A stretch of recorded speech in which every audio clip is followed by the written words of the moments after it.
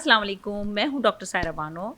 Health care table talk के एक और एपिसोड के साथ आपकी खिदमत में हाजिर। कैसे हैं आप लोग? उम्मीद है खैरियत से होंगे और अल्हम्दुलिल्लाह आप देख रहे हैं स्टेप बाय स्टेप हमारे प्रोग्राम्स अपलोड होते हैं और आपकी पजीराई भी हमें मिल रही होती है। कुछ तनकीद भी होती है, कुछ ताक़ीद भी होती है और इन सब बातों को मद्देनज़र रख के हम अपने नए प्रोग्राम को तरतीब देते हैं। हेल्थ केयर टेबल टॉक में मैंने जो अपना गेस्ट एक मुकर्रर किया हुआ है वो मेरी बहुत हर दिल अज़ीज़, बल्कि मेरी नहीं हर दिल अज़ीज़ पर्सनैलिटी हैं, उस्तादों के उस्ताद हैं और उनसे जिस भी टॉपिक पे बात की जाए बड़ा मज़ा आता है। और ना सिर्फ मज़ा आता है बल्कि मालूमात में भी बेहद इजाफ़ा होता है और लाइटर मोड में वो ऐसी ऐसी बातें कह जाते हैं जो छुपती हुई ज़रूर होती हैं मगर इम्प्लीमेंटेशन के काबिल भी होती है और समझ में आती हैं। इसीलिए आज फिर मैंने उन्हें ज़हमत दी है। मेरे आज के प्रोग्राम के गेस्ट हैं डॉक्टर एवस रिजवी। अस्सलाम वालेकुम सर। वालेकुम अस्सलाम भाई, कैसी हैं भाई? अल्हम्दुलिल्लाह। सर आपने मुझे देखते ही चश्मा क्यों लगा लिया? आखिर मैं आपको गौर से देख सकता अच्छा ये भी चलें, ये बात हो गई ना कि आप मुझे गौर से भी देखते हैं सर। सर आज मैंने निकाला है टॉपिक बड़ा ज़बरदस्त, क्योंकि अभी जो मंथ आ रहे हूं। हैं निकाला कहाँ हमारे से कि आप कुरानदाजी करती हैं क्या? जी बिल्कुल यही करना पड़ता है, क्योंकि माशाल्लाह हमारे जो व्यूअर्स हैं वो भी कुछ ना कुछ पूछते रहते हैं, हमें टॉपिक भेजते रहते हैं। साथ साथ हमारी भी एक बड़ा एक लिस्ट बनी हुई है जिसमें हम सोचते हैं कि वो टॉपिक्स करें जो अकॉर्डिंग टू द सिचुएशन हो, यानी कि मौसम के लिहाज से भी हों, हालात के लिहाज से भी हों और खैर ये सुनने वालों को जो देखने वालों को जो है उससे मालूमात भी मिले। आज का टॉपिक है डेंगू फीवर, जो कि सितंबर में अपने पूरे जोशो खरोश से दाखिल हो जाएगा, बल्कि अगस्त में ही शुरू हो जाएगा। बल्कि जुलाई अगस्त के उसमें जब बुआई होती है अपने चावल की, अपने फसल की, तो वहाँ से शुरू होती है इसकी कहानी। क्या है डेंगू हाँ। फीवर? इसको डेंगू क्यों कहते हैं और इतना खतरनाक क्यों होता है कि इसके नाम से ही लोग कांपने लगते हैं और पपीते के पेड़ उजड़ जाते हैं? इसकी भी एक क्लैरिफिकेशन करूंगा। जो पपीते के पेड़ों की बातें हैं और जूसिस की बातें हैं जी और जी क्या एक्चुअल है और क्या कहानी है, फैक्ट्स क्या हैं, फिक्शंस क्या हैं, राइट। तो बात आपकी कि वाकई ये राइट टाइम है, क्या नाम है, लोगों की आगाही के लिए डेंगू फीवर के बारे में कहते हैं बिल्कुल। कि डेंगू फीवर एक्चुअली वायरल अपना इन्फेक्शन है। और ये इन्फेक्शन को जब कहते हैं तो आम आदमी के जहन में भी आ जाता है कि कोई बैक्टीरिया वाली चीज़ है और कोई एंटीबायोटिक ले लिया जाए, जैसे हमारे यहाँ सेल्फ मेडिकेशन का रिवाज है।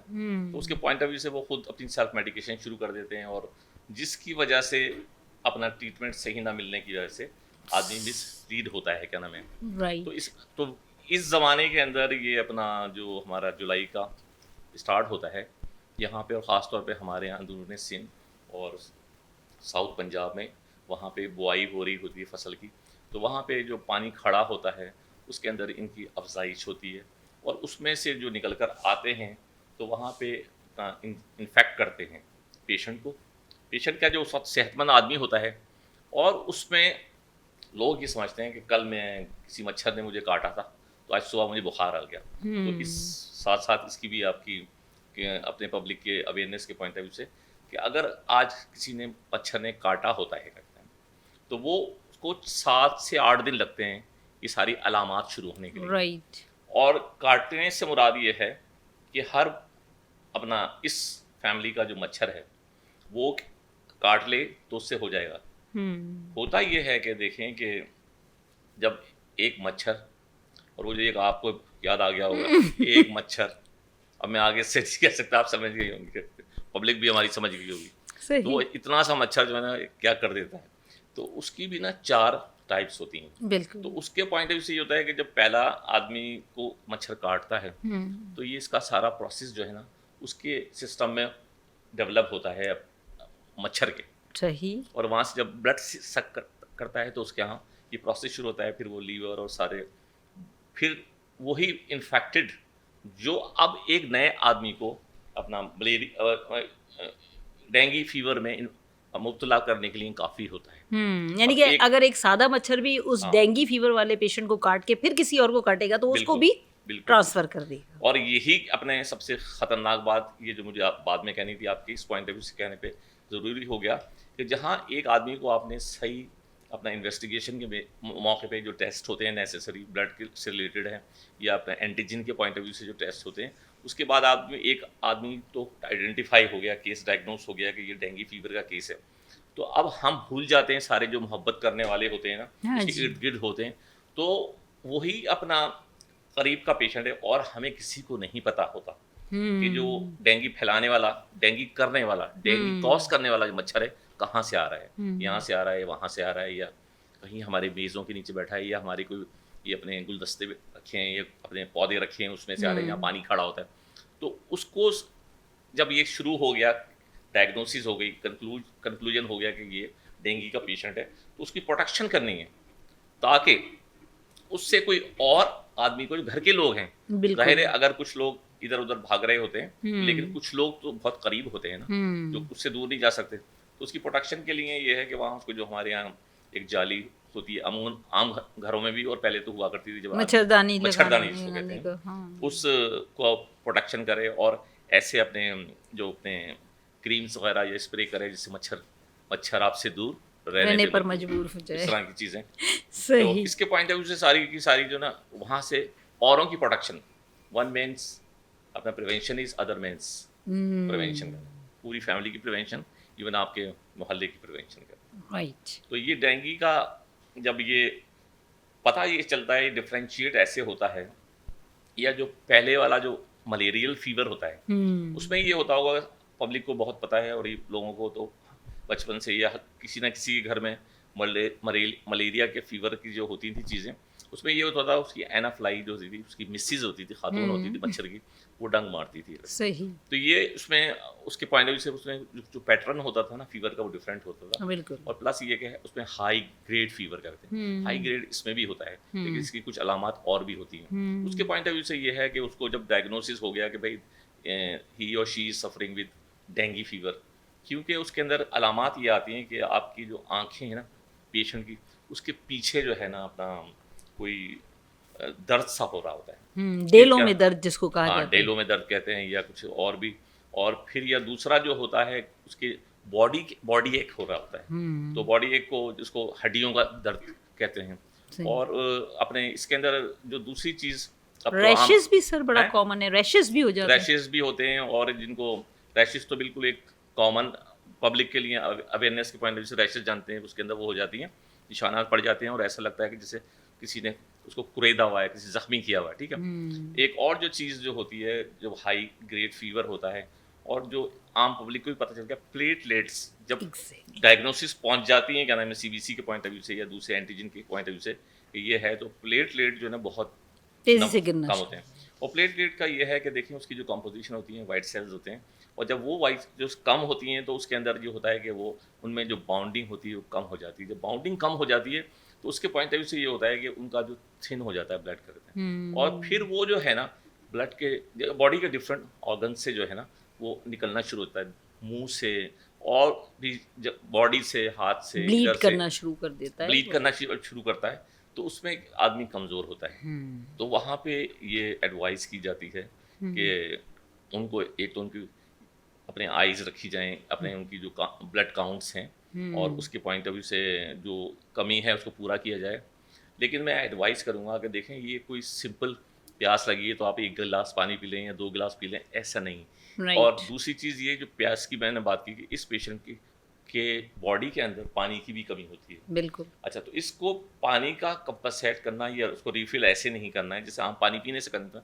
सम टाइम क्या करते हैं, जो पेशेंट बहुत वीक होता है, तो उसकी जो अपनी जो पेशेंट को इम्यूनिटी को बूस्ट करनी, इम्यूनिटी तो उसकी सप्रेस हुई भी होती है, और ये जो उसको चीज़ें दे रहे होते हैं, जो अपने बूस्ट करने के लिए दे रहे होते हैं, तो वहाँ पे क्या होता है, रॉन्गली क्या नाम है, पानी कहीं और चला जाता है, लंग्स में चला जाता है, वहाँ इसका स्टे होता है, that lead to secondary infection. तो उसमें पहले अमूमन जो क्लिनिशियंस होते थे, अपने इन्फेक्शियस डिजीज़ को डील करने वाले जो डॉक्टर्स होते थे, तो वो क्या करते थे, साथ ही एंटीबायोटिक भी यूज़ करते थे। लेकिन आज की जो गाइडलाइंस हैं, वो गाइडलाइंस ये हैं कि देखें, आज तो यूएसए में तो फ्रीली अवेलेबल है इसकी जो वैक्सीन है, वरना 2-3 साल पहले तक वैक्सीन दुनिया भर में नहीं थी इसकी। तो उसके पॉइंट ऑफ व्यू से जब आपका वो वैक्सीन जिनको लगी हुई है, तो अब आपका सवाल ये होता है कि भाई जिनको वैक्सीन लगी है उनको होगा क्या नहीं होगा, उनको भी होता है। बिल्कुल। अच्छा, होता ये है कि देखें कि दैट वैक्सीन जो है ना वो कवर करती है कुछ अपनी स्पीशीज़ ऑफ वायरल की जो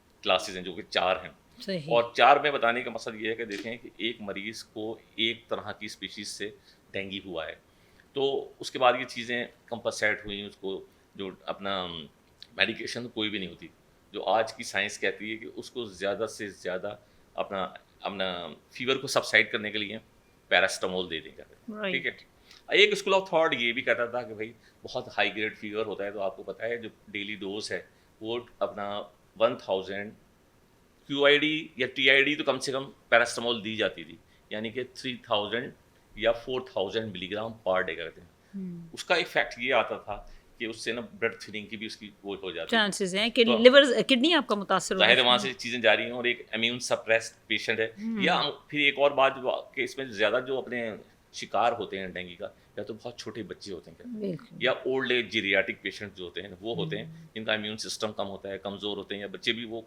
अपने उस लेवल के नहीं होते।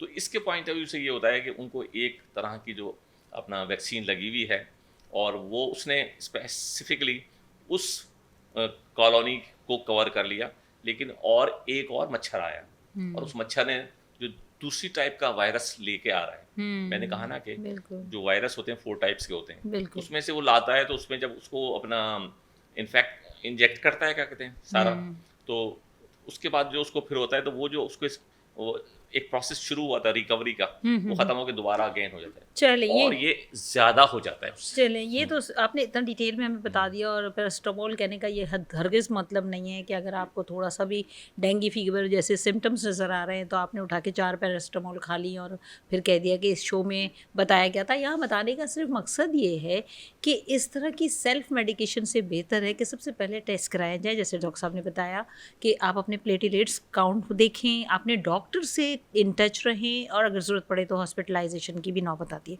सर, पपीते के पेड़ की बात रह गई, लोग पपीते उजाड़ उजाड़ के चले जाते हैं बिल्कुल पूरे चढ़ पूरे। जाते हैं। और मैं एक और बात है कि एक और जो कुछ दिनों पहले ऑल्टरनेटिव आया कि हर पेशेंट पैरासीटामोल इसके थेरापेटिक डोज में अफोर्ड नहीं कर नहीं सकता। कर सकता। तो उसको फिर लोगों ने कहा कि भाई आइबोप्रोफिन जो है जो डिफरेंट ब्रांड्स में आती है, तो उसकी भी एंटीपायरेटिक एंटी फीवर उसकी एक प्रॉपर्टी है। तो टेम्परेरी तो फीवर डाउन करने के लिए हम हाँ इसलिए करते हैं कि ज़्यादा हाई ग्रेड फीवर होता है तो झटकों का ख़तरा रहता है हाँ फिर इसमें, तो उसको तो हम पट्टियों से भी डाउन करते हैं। इसके अलावा हम डोजेस डिफरेंट जो है एंटी फीवर मेडिसिन दे के भी डाउन करते हैं, और भी दीगर तरीके हैं। लेकिन ये पपीते के पेड़ में ऐसी क्या बात है कि भाई जूस वाले भी अब तो बाकायदा फ्री जूस दे रहे होते हैं। डेंगू के सीज़न में मैंने बहुत बड़े बड़े ब्रांड्स को देखा है कि वो गन्ने के जूस के अंदर पपीते का जूस मिला के पपीते के पत्तों का और वो देते हैं, और उससे वाकई प्लेटलेट्स बहुत तेज़ी से बढ़ते हैं। होते हैं, लेकिन मैं आपको बताऊं मेरे घर पे भी कोई 6 दरख्त लगे हुए हैं पपीते अच्छा, के, मेरे और पास खो तो एक जाते ही थे है। तो उनको हम जब दिया करते थे बहुत खुश होते थे और दिल से हम होते थे किसी मरीज़ की हम खिदमत कर रहे हैं। साइंटिफिकली मैंने बहुत रिसर्च की है, कहीं ये प्रूव नहीं हो रहा कि पपीते के जो बॉयल करके या उसको शरबत बना के या उन पत्तों को अपना ग्राइंड करके उसको देना है मरीज़, बिल्कुल। वहाँ कोई ऐसी एक्टिविटी नहीं एक तो उसके पत्ते कम होते हैं, छतरी की तरह के 4 हाँ पत्ते होते हैं। वो हाँ मेरा तो इस सीज़न में पूरा छतरी ही गायब हो जाती है, इतना नहीं, लोग उसको इत्तेफाक से करते मेरे हैं। पास ना एक एक ही है बहुत मेरे बड़ी पास। कंपेन के 6 दरख्त आए थे, सही। और उसके पॉइंट है और वो ऐसे हैं कि वो 20 फीट पे भी छतरी बहुत बड़ी, और फिर उसमें पपीते भी और कच्चे पपीते भी और पके भी और खुशबू माशाल्लाह। बगैर बीज वाले। लेकिन सर मैंने देखा है कि उसका रिज़ल्ट आता है और वाक़ई ही प्लेटलेट्स बहुत तेज़ी से बढ़ते हैं। अल्लाह ताला ने कहते हैं ना शिफ़ा रखी है। हो सकता है इसमें अभी साइंटिफिकली थोड़ा रिसर्च का और रिक्वायरमेंट हो, लेकिन इसका मतलब ये हरगिज़ नहीं है कि आप जो हैं पत्ते के पत्ते चबा लें और पूरे दरख्त उजाड़ दें। यकीनन इसमें भी कुछ ना कुछ मसलियत होती है, बट डॉक्टर से इन टच रहना, डॉक्टर से मेडिकेशन लेना और अपने टेस्ट करवा के उन पर कांस्टेंट आई रखना बहुत ज़रूरी है। डॉक्टर साहब, हमने यहाँ इतनी बात करी कि हम दवा पर भी बात कर चुके हैं, हमने टेस्ट पे भी बात की, हमने रीज़न्स पे भी बात नहीं की है अभी तक कि वो रीज़न में आपने बताया कि वो चावल की फसल का पानी खड़ा रहता है या कहीं पौधों का या पानी और खड़ा आपके रहता है। बारिश के ज़माने में आपके बारिश घर के पे या ज़माना आपके, मैं आई इसी तरफ हाँ रही थी। या फिर एक बड़ा कॉमन जो है पुराने टायर्स जो दुकानों में रखे हुए होते हैं, उनके अंदर इनका बसेरा शायद ज़्यादा होता है। अगर पानी जैसे धुलाई के लिए डाला जाता है वो वहाँ रुकता है, या आप गाड़ियाँ धोते हैं तो पहले ही पानी की बहुत किल्लत है, ऊपर से गाड़ियाँ धोना या गटर लाइन जो वैसे वो साफ़ पानी का मच्छर है वैसे, हाँ ये इसमें कोई वो बात नहीं है, हाँ ये गंदा मच्छर तो नहीं है, ये साफ़ पानी का मच्छर है। तो जब आप धुलाई करते हैं या पौधों को बहुत पानी देते हैं तो कोशिश करें इस सीज़न के अंदर कम पानी दें या फिर उसको प्रॉपर ड्राई कर दिया करें, ये बहुत ज़रूरी है। इसके अलावा कोई ख़ास रीज़न सर आप बताना चाहेंगे? अच्छा, ये जो आप टायर की खास तौर पर ये वहाँ होता है कहीं लोग ना जो इस्तेमाल Shops शुदा होते हैं। टायर्स ना, नॉट ओनली शॉप, लोग घरों में कोई ऐसा डंप करते हैं। उसको गमलों को प्रोटेक्ट करने के लिए, यस। बीच में रखने के लिए, तो वहाँ पे अदरवाइज उससे ज़्यादा खतरनाक ये होता है कि आपके घर में कोई ऐसा गड्ढा है या क्या, या आपके स्विमिंग पूल है, या अपने ऐसे दे रहे हैं कि आपके जो गमले हैं उनका सही तरह से प्रॉपर उसका नहीं है फ्लो जो होता है, जिसकी वजह से उसमें सुराख रखे जाते हैं, पानी वहाँ ठहर रहा है तो वहाँ उसको स्टे करने का एक बहुत अच्छा मौका मिल जाता है फिर। सर टेक हाँ। केयर पे क्या कहेंगे? मैं तो लॉन्ग हाँ। स्लीव्स पहनती हूँ, लोगों को क्या बताएंगे आप? ये लोगों को बताना है कि देखें क्या नाम है, एक तो गर्मी के मौसम में होता है कभी, ठीक है, और जितना जितना ये टेम्परेचर कम होता जाता है ये डेंगू फीवर खत्म होता खत्म हो जाता है। जाता है। एक और जो बात हमारी बीच में रह गई वो ये डे टाइम में होता है कभी, तो बाइट करता है डे टाइम में करता है, और इसके अंदर जो है ना आदमी को जो बाइट करने के बाद जो साइन सिम्टम्स आती है उसमें एक थकावट भी है, तो थकावट से डेफिनेटली इम्यूनिटी हाँ। कम हुई तो फिर सारी और फटीग आ इसके जाती पॉइंट ऑफ है। व्यू से ये है कि ये अब उन बच्चों की प्रॉपर अपना जितना दे सकते हैं हम उनको उनकी डाइट वगैरह ग़िज़ा जो डॉक्टर देते हैं वो उसके तहत दें।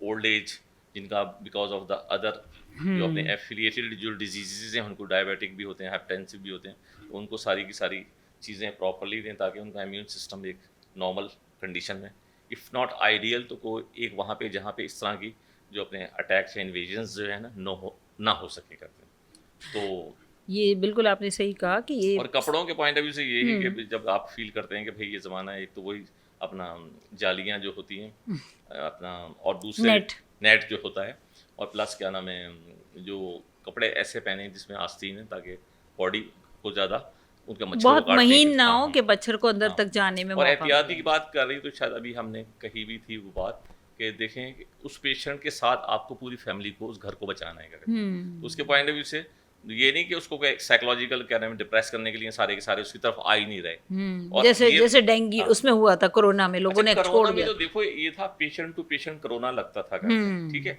इसमें पेशेंट टू पेशेंट नहीं होता है, इसमें एक इन्फेक्टेड आदमी से वो आया और उसने मच्छर ने आके दूसरे को काटा तो वो उसको हो गया, आदमी पेशेंट टू पेशेंट नहीं होता है। ओके, सलाइवा भी सेफ होता है? हाँ, सलाइवा भी सेफ होता है। चलिए, ये तो बहुत अच्छी बात बताई डॉक्टर साहब ने कि सलाइवा भी इसका सेफ होता है। हाँ। यानी अगर आप पेशेंट का टेक केयर कर रहे हैं तो उसमें आपको घबराने की ज़रूरत नहीं है, उनकी किसी चीज़ से आपको नहीं लगेगा। लेकिन हाँ, पेशेंट और अब केयर टेकर को कुछ नहीं होगा। लेकिन अगर आपने सफाई निस्फ ईमान है। मैं तो ये कहूँगी कि अगर आप अपने ईमान का ख्याल रखें तो कहीं भी कोई डिज़ीज़ आपको मुतासर नहीं कर सकती, बस सफाई होना ज़रूरी है।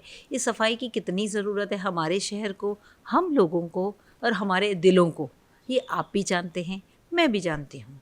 इजाज़त दीजिए, इस सेगमेंट को यहीं इख्तिताम करते हैं। इंशाल्लाह नए किसी अच्छे टॉपिक के साथ आपसे फिर मिलेंगे। इजाज़त दीजिए, अल्लाह हाफ़िज़। पाकिस्तान जिंदाबाद।